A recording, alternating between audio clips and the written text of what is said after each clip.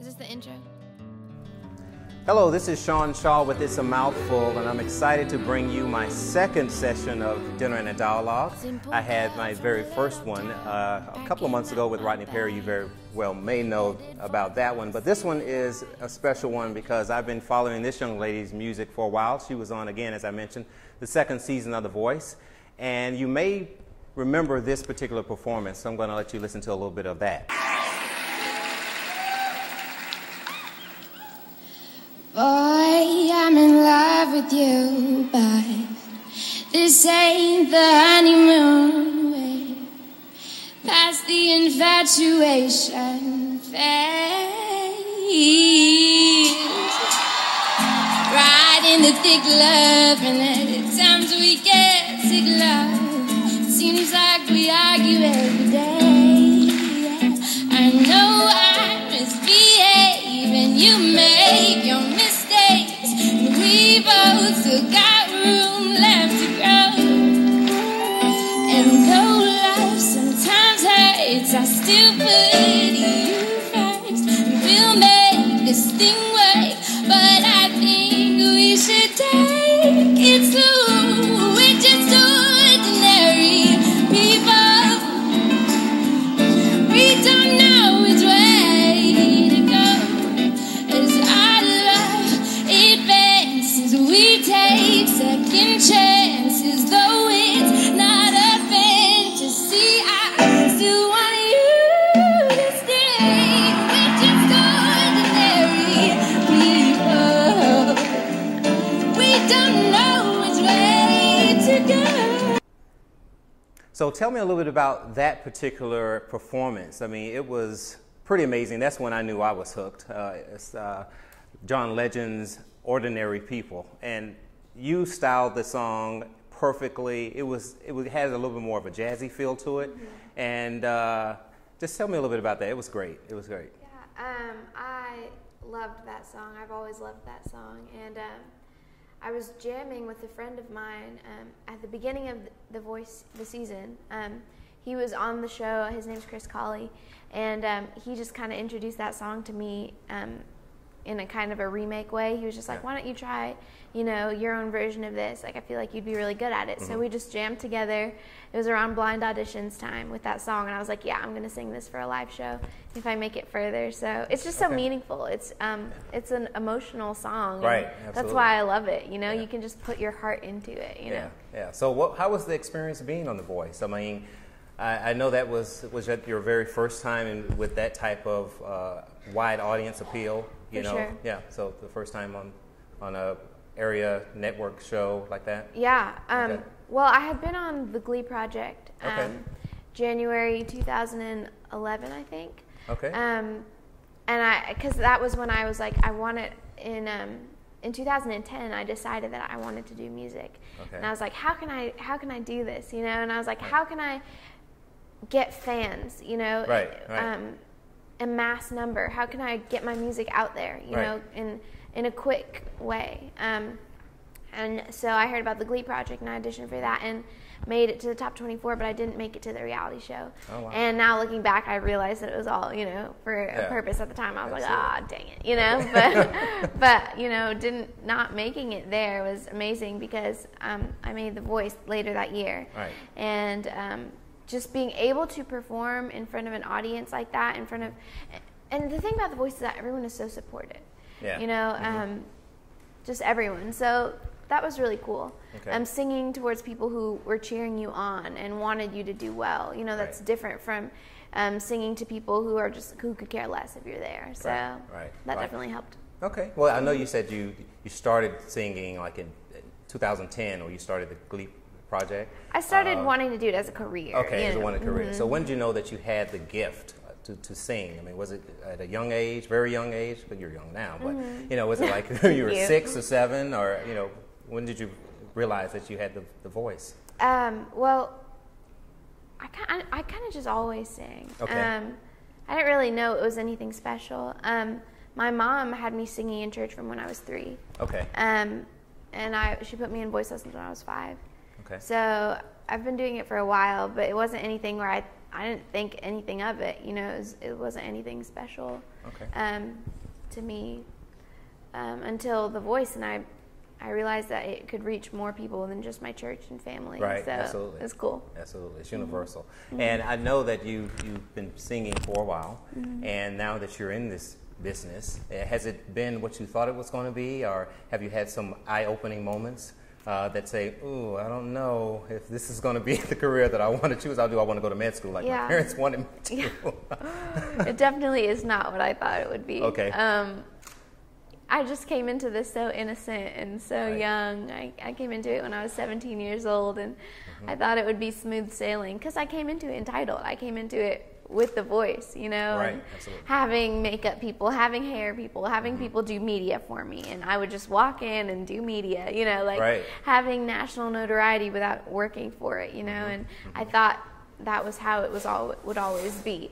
And it's so funny because after the show, I became a real artist. An independent artist, really grinding, like getting my own media, you know, putting my own blurbs out there, getting my own, you know, getting my fans' attention through my own methods and not having it done for me. Website development, just like all these things that the show took care of that I had to do by myself, you know. And I was just like, dang, I did not know there was this much work, you know, because you love the music aspect of it, but there are a million other aspects to it. So you have to love the music enough to be able to deal with those other things that aren't as fun as your passion. Right. So what would be your advice to people who want to get in the industry, who may not be on The Voice, who may not have that opportunity to be on that grand stage of The Voice or something like that? So how would you approach someone who's looking to be, you know, in the industry like yourself? You can do it without any desire for money. If you would do it, if it brought you no money at all, and you would if you would still do it then I would say go ahead, because it's very, very hard to make it, and you have to have that kind of drive where I don't think nothing has to come out of this, and I would still love it and want to do it every day because this is my life. I don't know how to do anything else. You know, so it's just a different life. Well, speaking of doing it and loving it and following your passion, you are doing it, and now that we are experiencing once again your latest release, tell me a little bit about that project and how that came about, and you know, tell me your involvement. Did you do any writing on it, or you know? I co-wrote the song with a producer. Very nice. That I've been working with. His name is Pierre. And I've kind of formed this company with two other guys earlier this year, Drew Castro and Pierre Medor, and the three of us are just co-partners in this, working on the original Mathai music together. And how it worked was I would write the song, Pierre would come in and tweak and direct and help because he has years and years and years of experience, and he knows how to make a regular song a pop song. So he would take my life story that I put in a song and be like, use this word or change that, or you know, but he never took the reins. He always directed me to teach me because he knew that I was the type of artist that I wanted my story in the song. I didn't want anyone else's story, you know, so he kind of was like a mentor to me, really just directing me, you know, and that's really hard to find when writing with people because often people want to put their stamp on the song, you know, and Pierre was just, is just awesome in that he just directs me and has helped me. I've become a better writer, you know, in like 3 months of time, just like under his guidance, you know, and then he also produces, and him and Drew would produce the songs, and we produced, and we finished all the songs for the EP and the single by March, and released the single about a month ago. So I know you've been going around and singing the song in different venues. Is there a particular venue, whether it be here in Atlanta or elsewhere, that you would really like to play? And that's a plug for anybody who's listening or any promoters out there. So, you know, if there's, you know, a place that you would like to perform. I know that you're coming up at the Fox Theater. Is that right? Are you going to be performing at the Fox soon? I'm not sure. Is she? No? Okay. Well. But I was just about to say I would love to perform. Maybe that's a premonition that I'm having, that she's going to be performing at the Fox. It might be, because I was just about to say I would love to perform at the Fox. I would love to do an EP show at the Fox. I feel like that would be amazing. Just like pack it out and just get the band and get it all theatrical, you know, and get cool outfits and make it fun and entertaining. Like, I would love to do that. I think the Fox would be a dream. All right. Okay, the center stage and vinyl that you're going to be. Okay, well, I love that venue. It's very intimate. Yeah. And I experienced having a lot of artists there. So that's a nice venue. I know that you were just kind of starting out and you're writing songs, and I'm not sure if you're going to be performing with anybody or have any duets. Is there anybody that you would like to collaborate with? Just your ultimate collaboration. I would love to do something with Kid Cudi. Okay. I know he's kind of low-key right now. He's kind of gone off the radar, but I'd love to do something with him because it's real music, and it's also a contrast to my type of music because it's rap, you know, rap singing, whatever. Right. So it would just be a really cool, eclectic combination. Or Macklemore, I would die. Right. Or Kanye, like, I would just love that. I love that contrast of like rap and music, and especially because I feel like my voice has very airy qualities to it. It would be a really cool thing to float on top of like a cool rap, you know, and a cool beat, and just make it something so otherworldly. Okay. I feel like that would be awesome. So. Okay, Future, T.I., if you're listening, you know, there's a couple of people out there. We're just giving people shout-outs, you know. We're just plugging them, you know. Right, you never know, you know, because people are going to be listening to this. So, you know, so any of those people that would like to, Kanye, any of those. Okay, awesome. Okay. Well, you know that the greatest artists, some of those are out there, have those one names: Usher, Monica, Brandy, and now Mathai. You know, that's like an ultimate success story. You know, you're setting the groundwork with the name. You know, could you tell me a little bit about the name? Is it a family name, or what type of meaning does it have? It's my family's name, and it's my last name, and started going by it about, I'd say, 2.5 years ago, maybe 3. Now to the food and the fun part of it. You know, do you cook? Is there a special dish that you like to make or eat? Well, I used to bake a lot. A huge baker. I love chocolate, so I would bake a lot. But you know, when you start baking, you start eating more. So I kind of had to pull back a little bit. Yeah, I had to kind of turn that down because it's just I would bake and I would have all this random food and no one to give it to because there's just so much. And I don't like giving away my desserts unless it's like super delicious. Right. So if it's like subpar, I'll keep it and I'd end up eating it. So I've kind of cut down on baking, but I'll do a lot of cooking these days, just like healthy, and I'll cook for the week, like quinoa and you know, steamed vegetables or like baked vegetables. And I've been doing a lot of raw smoothies these days. I don't know, I'm trying to be healthy, so it's not really cooking. That's good. It's just kind of easy stuff, but that's good. Yeah. Easy and healthy. Yeah. That's great. We can coin that one.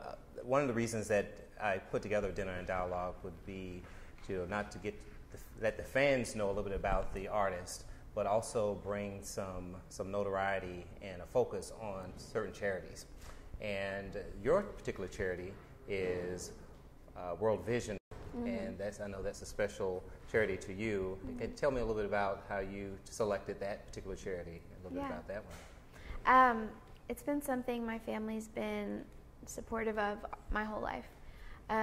We've always supported children from there, and it's just a really awesome cause because you're supporting these children, but you don't it's not like a one-time monetary thing. It's like you grow with these children, and it's like kind of a pen pal thing where you grow with them and you support them as they grow and their needs, and you write them letters and they write you letters. And you know, we've been like, some of the girls we've supported have sent us like little bracelets and like little drawings they colored, and it's just sweet because it's like a bond, you know. And it's not just like, here's the money, bye.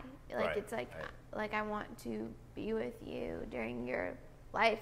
And some of them don't have parents, and it's just like, it's a really awesome way to support people over a period of time and be a steady support for them. Right.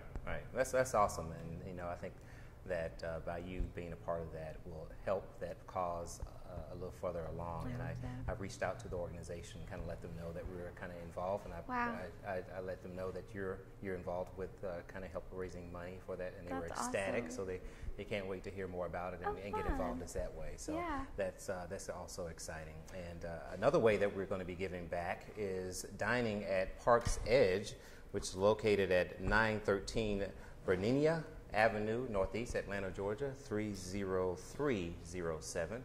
And the signature dish that was made on your behalf.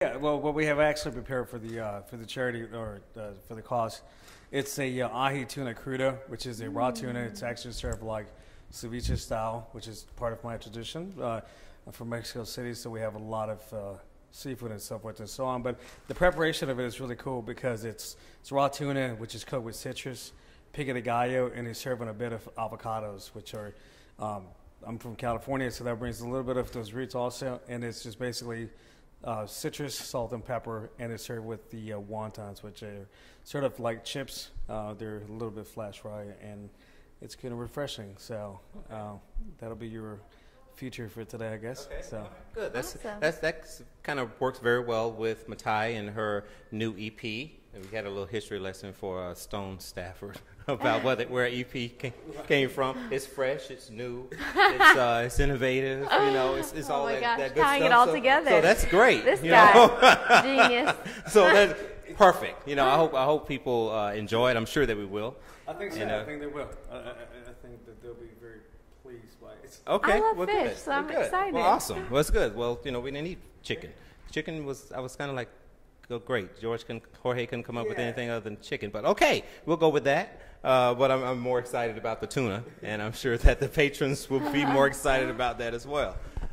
So we're looking forward to it, and I'll also provide you with some menu inserts that you can put in your menu, so that kind of brings some highlight to the cause as well as to your restaurant and Mathai as well. So it's a kind of win-win-win type of situation for everybody. I know that you said that you've been in the restaurant business for 5 years? I was running my own restaurant for 5. Okay. It's about 12 years. Okay, all right. 12 long years and longer 5 years now, I'll tell you. But all right, I understand. And I know that you were also here a while ago shooting a show. Didn't you shoot a show with some angry chef guy? Tell us a little bit about that. Well, we did. We shot the show with Kitchen Hammers with Gordon Ramsay, and that was quite of an experience. I recommend that if anybody ever gets the opportunity, I think it's worth a shot to sort of help you reman your own image and sort of reinvent yourself again. So it's a positive experience.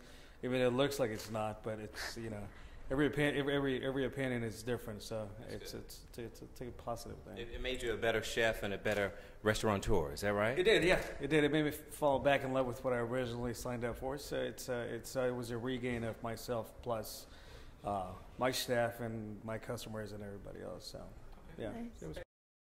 Ty just had one of her signature dish. Your thoughts on that? I love carbs, so I loved those crackers. It was just delicious, really addictive. And I love the lemon flavoring on the fish, the tuna. Okay. So that was delicious. I loved it. Okay. It was great. Well, good. Well, hopefully that your patrons will enjoy the dish, that they'll order lots of it. I'm coming back for it. Okay, for sure. Good. Bring That's some good. friends. Yeah. You know, we'll bring the team next week. Bring the team. You know,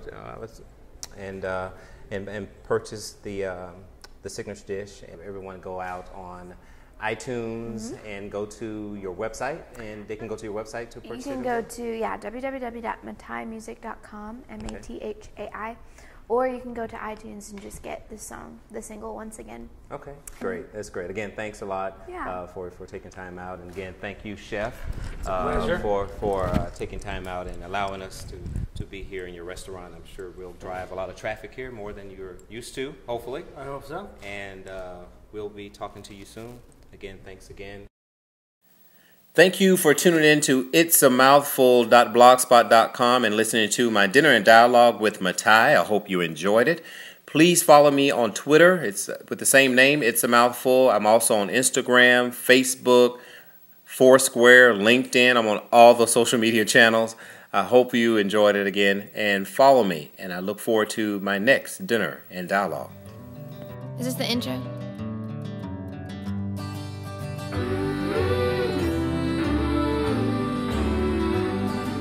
Simple girl from a little town, packing up my bags, headed for those city lights where my dreams live at.